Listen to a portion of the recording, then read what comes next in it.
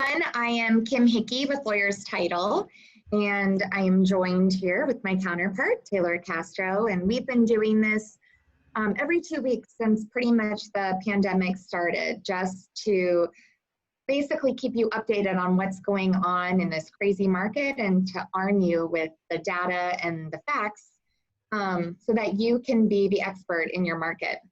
We have a lot of information that we're going to be covering today, but as always, we will be sharing the slides after the presentation.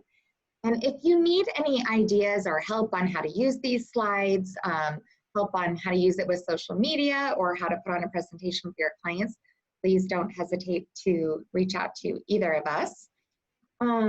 So what are we going to be covering today? We're going to be discussing the unemployment report that came out on Friday, what's happening in the market, and the forbearance update.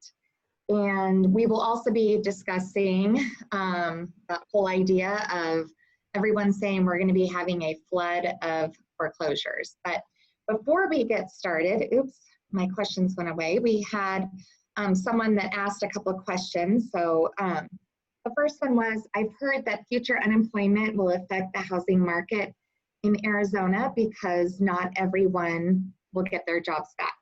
So that is definitely something that Taylor is going to be covering in the second half of the presentation. And the next question is, how do you see the future for commercial real estate office space, given that so many continue working from home as corporations see the better bottom lines from less office space? And our presentation today is going to be based on all of the numbers and information in the residential market. But if you give us a few days to do some more digging and some more research, we can get with our commercial department and we can get back to you on some of that information. And I know Taylor had a few things she wanted to add to that. Yeah, I mean, a little bit of insight. I know some companies are downsizing. I know of a few smaller companies here in Scottsdale, Arizona, that are still keeping a storefront or brick and mortar, if you want to call it that, but are just going to a smaller space. And or companies, big companies like Twitter, I know they announced very early on in this pandemic that they were going to allow all their employees to work full-time from home, and that they will fly them in and or pay any expenses for them to commute in when the time comes that they actually need to be present. But with that being said, that is also where we are seeing a large influx of the people coming to Arizona, because who wants to pay $4,000 for a crappy apartment in the Bay Area when they can come out here and afford a beautiful home for that same price? So yes, there are companies that are downsizing and or quote unquote doing away with their brick and mortar. So I think we might see an influx of people using Industrious, which is a common workspace or shared workspace along with WeWork. But then I want you guys to remember that there are businesses that can't also go fully remote. Examples, people like Lawyers Title. We could never do our job fully remote. Our escrow officers can't work that way. Also doctors, lawyers, there's still people that need actual brick and mortar. So we might see a small downturn, and obviously there's a pause in some new businesses opening up, but I don't think we're going to see the commercial space completely take an immediate downturn. But like Kim said, we will do some digging for you. We'll talk with some people that specialize in the commercial space, and then we'll get back to you with all those facts. All right, thanks, Taylor. So we can get started and moving on to the first slide. And we have shown this graph before, but it has definitely been updated. And we're going to give you a complete look at the unemployment. You can see here in orange that it says that there are 55 million that have filed for unemployment. That keyword is filed. They are not unemployed. They have filed for unemployment. That, I'm sure you've seen in the headlines recently where they have said America is in trouble because we have 55 million people unemployed. And that is just simply not true.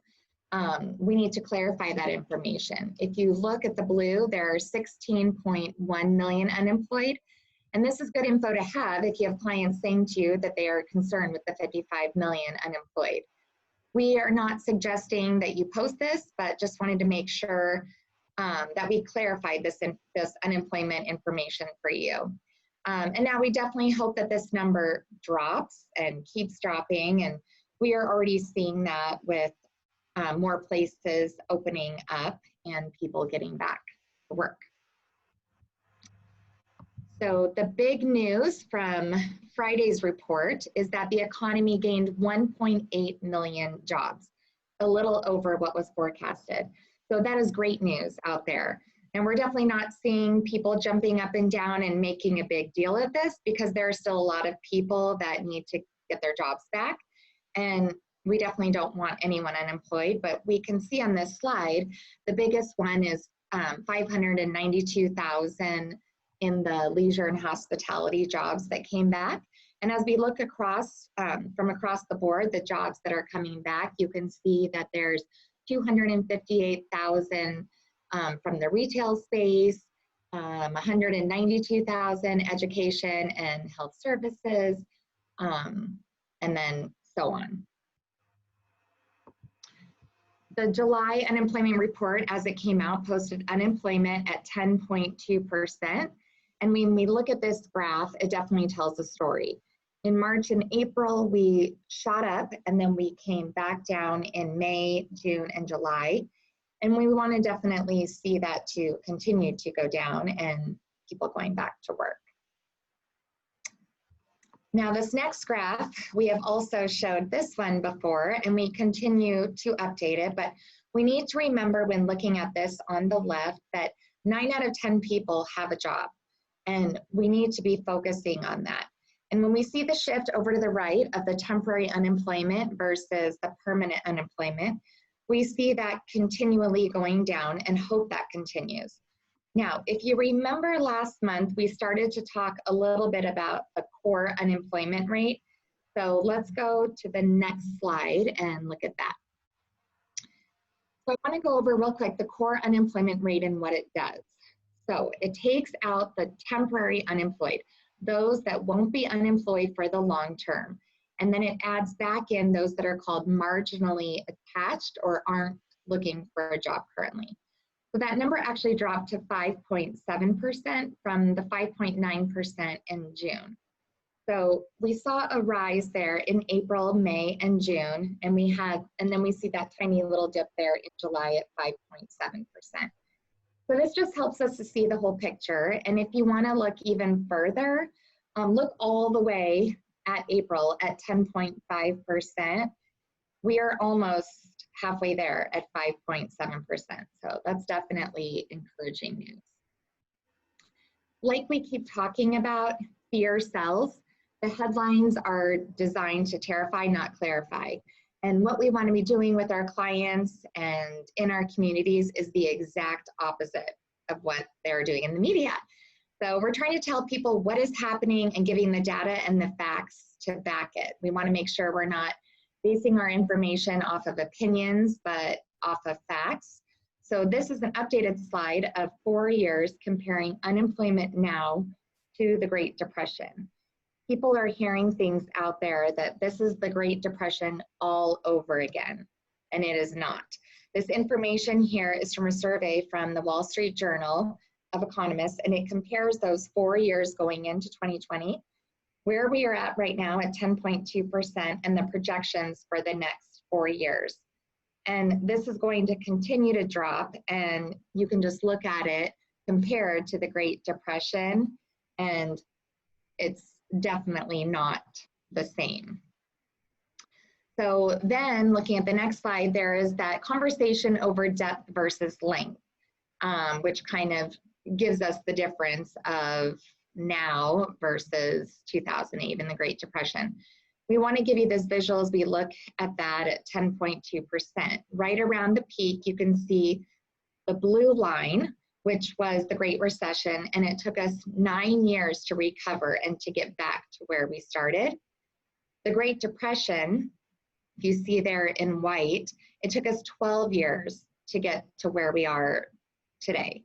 But today, to get to where we started, sorry. But then today, forecasters are saying it's going to take us 4 years. And we will continue watching this and keeping you updated to see if the projections change and if it gets shortened or if it even starts to go longer. So we will keep following this and constantly keep you updated on our calls here. So what we are really going to look at as we give you a deeper understanding, a deeper dive into the unemployment, which hopefully now you have a better understanding as you talk about unemployment. What does that do? It spurs the conversations of, is this going to be like 2008? Are we going to be seeing a huge flood of foreclosures like we did in 2008? And something we have talked about time and time again relative to the amount of people that can't make their payments. So I want to give you just a little bit of an update here on that topic so that we can kind of unpack that and look at forbearance and what that could mean and what's going on in the market. So I pulled a quote here from Atom Data Solutions, and this is what I mean when I say the headlines. The United States faces a possible foreclosure surge over the coming months that can more than double the number of households threatened with evictions for not paying their mortgages. So we are going to be seeing these headlines of foreclosures surge, but this is not going to be like 2008 all over again. There are many factors why this is not going to be 2008, and Taylor is going to be going a little deeper into that. So Taylor, you can take it away. All right, so here we're going to go into the much dreaded and topic of forbearance. Am I echoing for you guys? Huh? Kim, will you mute your mic so I'm not echoing? Oh, sorry. Oh, you're all good. All right, but if you guys can see here the number of mortgages active in forbearance. So if we start looking at this, we know the actual number of forbearances is leveling off right around 4.1 million, as we've seen here over the last 4 weeks. We've been following this, and here it is so you guys can see it actually visually. Now, the interesting thing is what's going to happen with those forbearances once their time is expired. So this graph is going to give you a great depiction and a bird's eye view over it. So roughly 4.2 million families or individuals granted forbearance. This is what ended up happening at the end of their expiration. 2.5 million of them extended. Remember, we talked about this a few weeks ago with the CFPB, saying that they were giving people the opportunity to extend for an additional 180 days, which is going to be a full 360 days total from the time that they requested it. This is exactly why we are not going to see the foreclosure wave here. Also, 1.2 million of them actually came out of them performing, meaning that they were making their payments the entire time. 200,000 of them expired while they were delinquent, meaning that they were past due. So the program actually did what it was intended to do. And then 182,000 of them paid off their mortgages. So this gives you guys a great snapshot of what people are going to be doing, and I'm sure we're following the same trends as the additional people that extend come out of their next forbearance period. And this information is going to be from Black Knight, and like I said, it's giving us a great bird's eye view and kind of helping us predict going forward from here. Going on, this is going to be another quote from Adams Data Solutions, and they're saying, we're going to see a double of foreclosure rates, and the doom and gloom of the media, and they're going to thrive off of that topic. But I want to give you guys some data behind it, and even if we do double our foreclosure rate, we will be back in the normalcy range. So, with that all being said, let's look at this next graph. The team of researchers that we followed have looked all the way back to 1999. And so you can see here what is certainly like the spike in the housing crash, when all the issues were that people owed more than their homes were actually worth. So they walked away from them, and that's what caused the foreclosure wave. But we put a line here at 150,000 foreclosures per quarter. And as you can see here at Q1 of 2020, we were only at 74,860. So like I said, if we double that, that puts us right at the $150,000 mark, or 150,000 foreclosure mark. So, you know, that's back to normal as history has, you know, played out. So once again, you know, we know the media is going to take that topic and they're going to run with it, but please know we were in such a great place before. Even if we do double our numbers, we're going to be back in the normalcy range. So this is a great data and graph for you to post to your sphere and everything. Granted, I want to reiterate, we don't have a crystal ball. This is just speaking historically, but you know, this is what we are anticipating. So it is great news for us. Moving forward to the Q2 forecast we delivered from the Economist, said the average we would see the dip was 30.8% in Q2. Well, that kind of came true. They were very close. We ended up at 32.9%. So like I said, being very close, they are pretty good at predicting and what they're, you know, saying. So yes, Q2 was horrible, but I want to give you the predictions of what they're actually looking like for Q3. Here it is. These are going to be the same analysts and forecasters and what they are saying here in the third quarter and beyond. So these are the original 5, and then we also added an additional 4 more. So they are saying right now 9 projections, what's happening economically speaking. And you can see here 5 out of the 9 are saying we're going to see over a 20% growth here in the third quarter. And the others are saying between 15 and 20%. You know, so we saw the massive decline in the GDP in the second quarter, but it looks like we're going to see a large upswing in the third quarter. So great news. Bringing you to this quote from Morgan Stanley, and I think they articulated it very well. They say, indeed, you know, the worst ever GDP recording followed by the best growth in the third quarter. As we see those things in the rearview mirror, let's acknowledge that literally our country came to a halting stop, economically speaking, and now we are on the rebound growth. I'm not suggesting we are where we need to be, and there's lots of questions that need to be answered, but economically speaking, we are in recovery. So phenomenal news once again. You know, looking at this large range projection of the future HP, one of the things missing here is, if you guys remember, we did post a graph, this exact graph a few weeks ago, and it was all over social media. And as you guys remember, it was the doom and gloom of CoreLogic saying that we had a projected negative 6.6% depreciation. And that was the only thing people were focusing on. But they have now come back and corrected themselves and revised it quite a bit, actually. As you guys can see here, it's now only to negative 1% versus the negative 6.6%.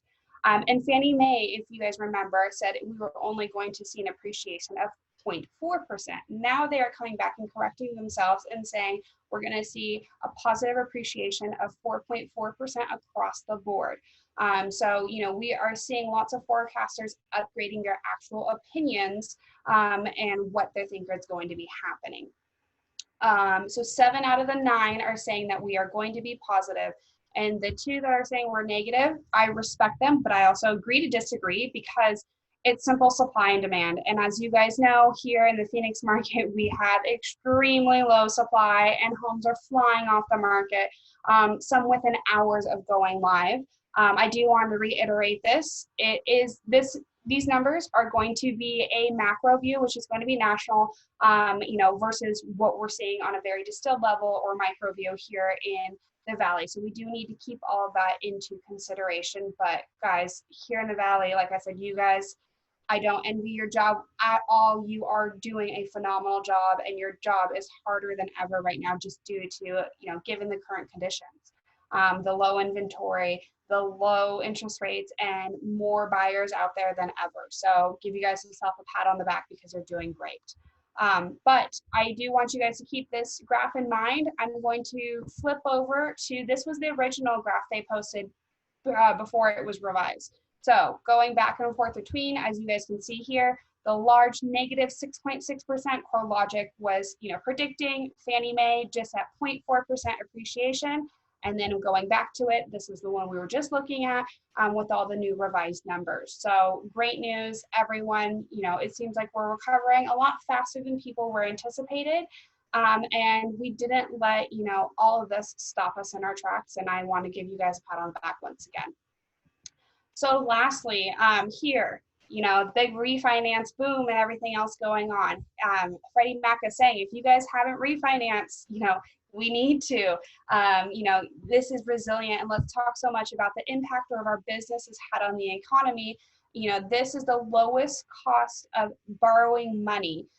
Yesterday, we saw an average that home buyers had an additional $32,000 of purchasing power due to the current rate environment, which is huge. You know, we need to be talking about that. And I want to challenge everyone on this call to do a video, or if you're not comfortable with video, do a post, send a text message, do something to your sphere, reiterating these rates. They are phenomenal.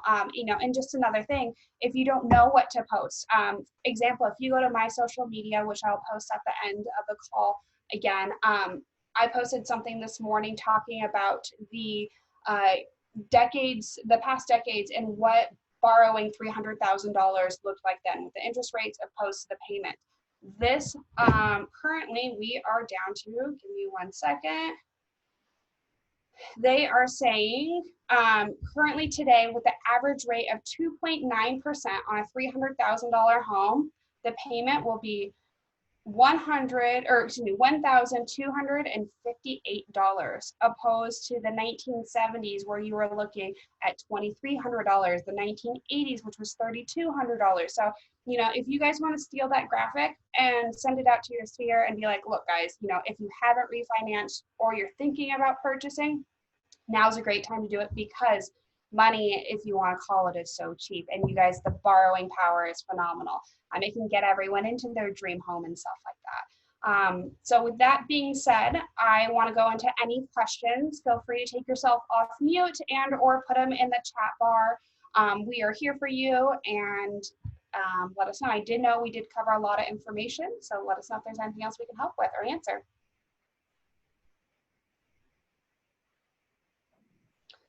And while we wait for a few questions to come through, I will put this slide up here as a reminder to follow Kim and I on social media so you can see those graphs and everything we're posting. Our Facebooks will simply be our first and last name, and then our Instagram will be the 2 @ symbols that are below our email. So if you guys aren't already doing so, please go do it. It'll be a benefit for you. I want to reiterate, anything we post is there for you guys to steal, use, do anything you want with it.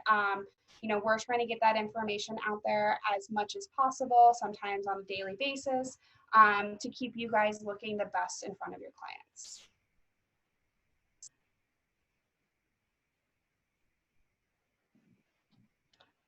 Jan, more on the local data to be shared. Of course, we typically also do a monthly, or every 4 to 6 weeks, we do host, or we have been hosting Tina Tambor, and she's been giving us a phenomenal data, or a phenomenal view on the local economy and everything like that. I can share the notes from about, I think it was 2.5 weeks ago when we hosted her last.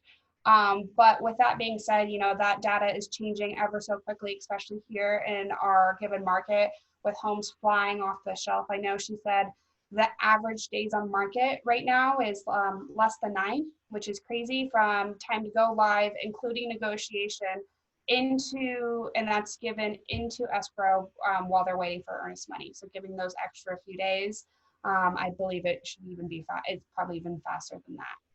And I sent those notes, Jan, so if you look for my emails, you probably got it. All kinds of data, and I've subscribed to the Crawford Report for years, so I'm good with data. But when I see charts, I'm like, "Where's Arizona?" Yeah. Anything else? That's it. Well, thank you all for joining us today. And like we said, we'll be doing this again in 2 weeks. We do it every 2 weeks. And if anyone has any questions, I'll be sending out the slides after this. Cool. Thank you, guys. Thank you. Have a great day. You too.